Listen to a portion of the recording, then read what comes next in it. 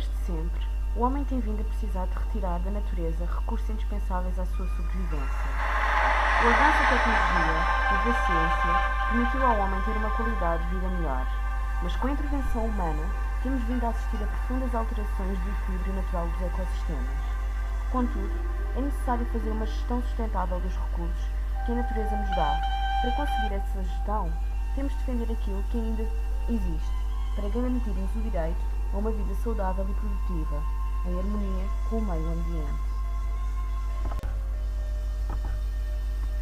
Os recursos hídricos representam a quantidade de água doce, superficial e subterrânea que está à disposição do homem.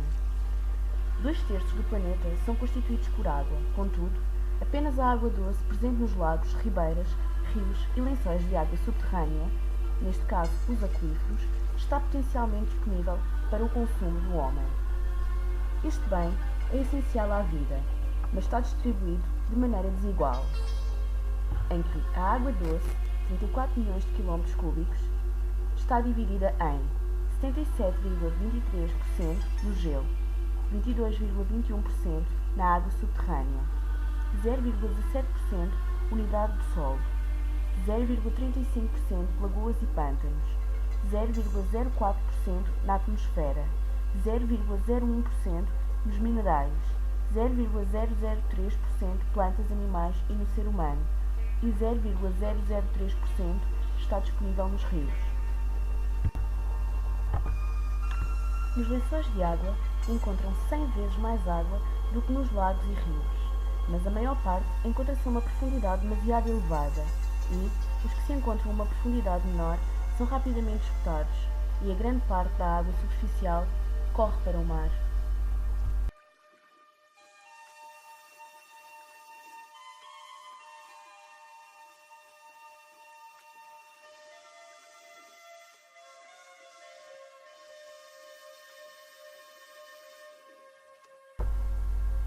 É preciso um gerenciamento para poupar esta água, como por exemplo o consumo humano, a indústria, a geração de energia, o turismo, entre outros. No mundo, mais de 1 bilhão de pessoas não têm acesso à água. Por ano, mais de 3 milhões de pessoas morrem por doenças de veiculação hídrica, na maioria das crianças. É cada vez mais importante despertar a consciência que os recursos hídricos são um bem sustentável.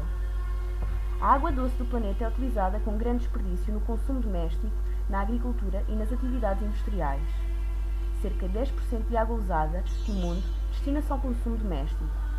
Nos países em desenvolvimento, a agricultura de regadio, onde a água circula através de canais abertos no solo, contribui para um aumento acentuado do consumo de água. A indústria consome 20% da água existente, muitas vezes de forma ineficiente. Estas atividades, para além de contribuírem para a escassez de água potável, ainda degradam a sua qualidade e o meio ambiente. Para evitar esta degradação, é necessário proceder ao tratamento dos esgotos antes da sua rejeição direta no meio, isto porque uma simples gota de uma substância poluente pode contaminar milhares de litros de água.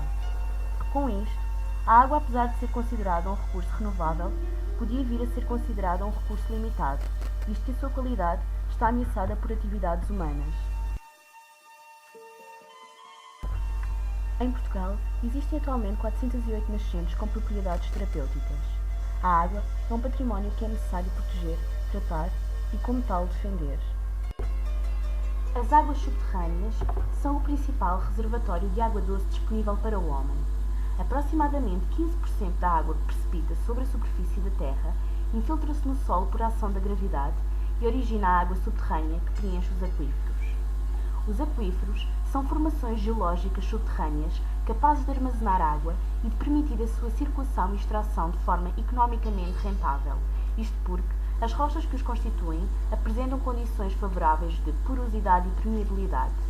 Tendo a porosidade a capacidade de uma rocha armazenar água e a permeabilidade a capacidade de uma rocha transmitir fluidos através dos poros, então um bom aquífero é simultaneamente poroso e permeável, permitindo-lhe armazenar e libertar a água. Temos o exemplo das areias, cascalhos, arenidos. Um aquífero tem como constituinte o nível freático ou hidroestático, que corresponde ao nível atingido pela água nos poços, zona de areação responsável pela ocupação dos poros por água ou ar, e está localizado entre a superfície do terreno e o nível hidrostático e, por fim, a zona de saturação, que tem como limite superior o nível hidrostático. É nesta zona que todos os poros se encontram completamente preenchidos por água. Existem então dois tipos de aquíferos.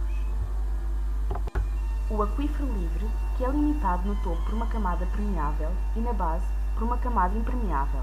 A pressão da água é igual à pressão atmosférica, a recarga é rápida e faz-se ao longo de toda a extensão do terreno pela precipitação e sofre variações acentuadas com as estações do ano. Enquanto que o aquífero confinado é limitado no topo e na base por camadas impermeáveis, a pressão da água é superior à pressão atmosférica, a recarga é lenta e é feita literalmente numa zona limitada exposta à superfície e varia pouco com as estações do ano.